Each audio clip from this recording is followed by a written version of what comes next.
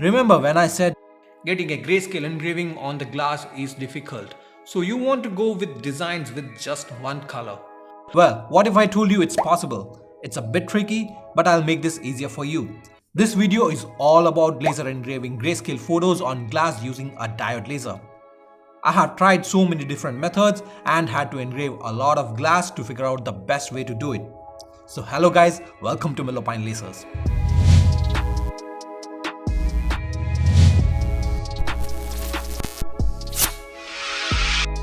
Before we start, there are some safety precautions you need to know.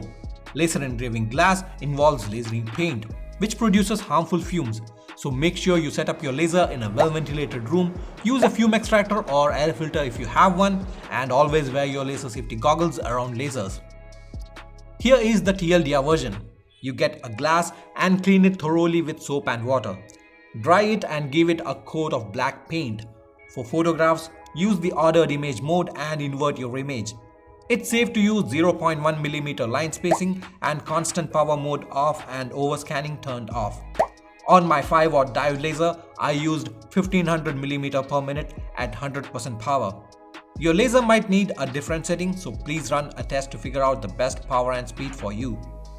Once the engraving is done, wipe the burnt paint off and you'll have a grayscale engraving on glass. I have done a detailed video on how you can engrave regular designs on glass.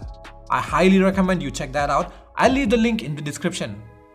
You must get 4 things right to engrave photos on glass using a diode laser: cleaning the glass, the transfer medium, proper speed and power, and the design. Your glass needs to be extremely clean before you engrave.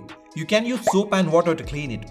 The edges can be really sharp. Make sure you don't cut your hands when cleaning the glass. After cleaning it, wipe it dry with a clean cloth. You can also rub it with some isopropyl alcohol to make sure it's really clean. Also, try not to touch the glass surface after cleaning, as this can leave smudges on it. You can pick it up by the sides or use a cloth. The next step is to cover the glass with a medium for the laser to interact.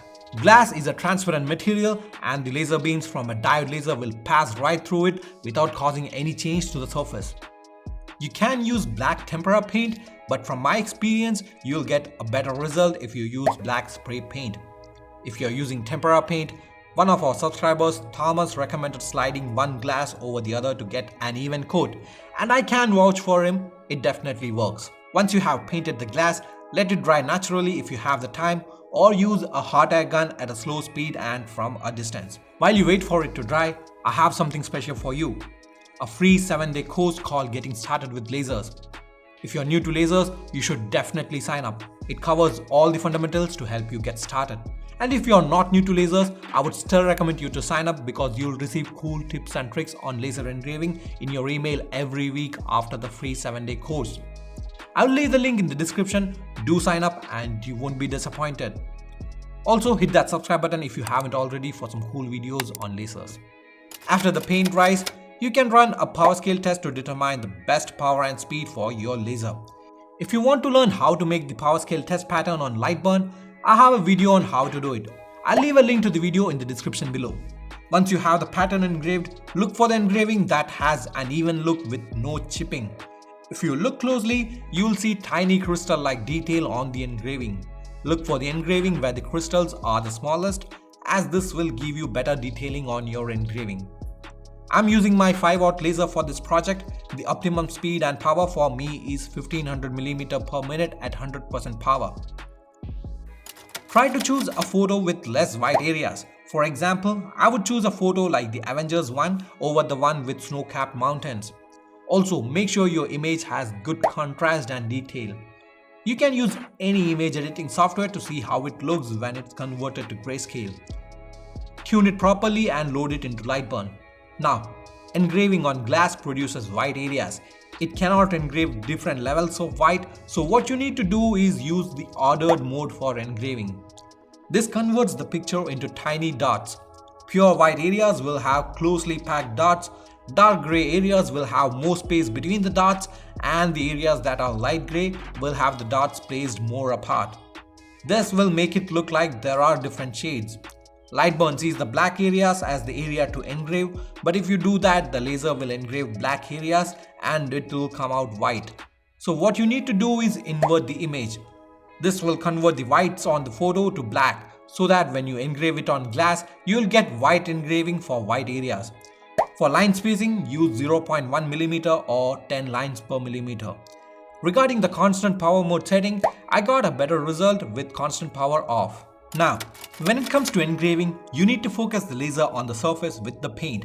You can do this in two ways. One is to keep the painted surface facing down and let the laser pass through the glass and engrave on the surface with paint. This will give you a good engraving even if you have an uneven paint coat, but make sure you keep the glass raised above the bed. You can use a couple of wood pieces with the same height to raise it. And remember to flip your image to avoid getting a mirrored engraving. Also, make sure the laser is focused on the side with paint.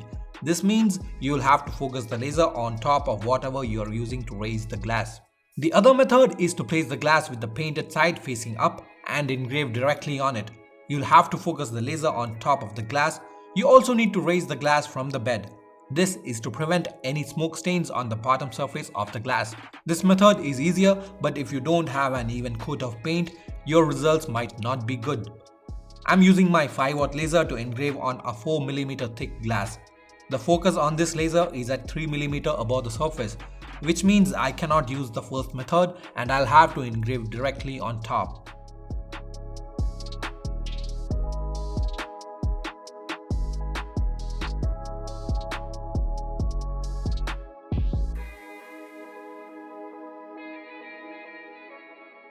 After the engraving is done, clean the burnt paint suit using isopropyl alcohol or water. You will have a good grayscale engraving. If you used tempera or acrylic paint which comes off easily, you'd have to remove all the paint and paint the backside black to get a good grayscale effect. Alternatively, you can also remove all the paint and leave it transparent if you like the way that looks. I also tried edge lighting but didn't like the way it looked. It shimmers too much. So that's pretty much everything there is to know about laser engraving photos on glass using a diode laser.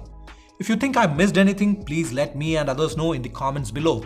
If you found the video helpful, click that like button. If you didn't, you could click the other one. Also, subscribe to the channel to learn more about lasers. If you have any questions, you can reach me at mail@mellowpine.com and also visit mellowpine.com/cnc for some cool content. Thank you so much for watching. See you next time.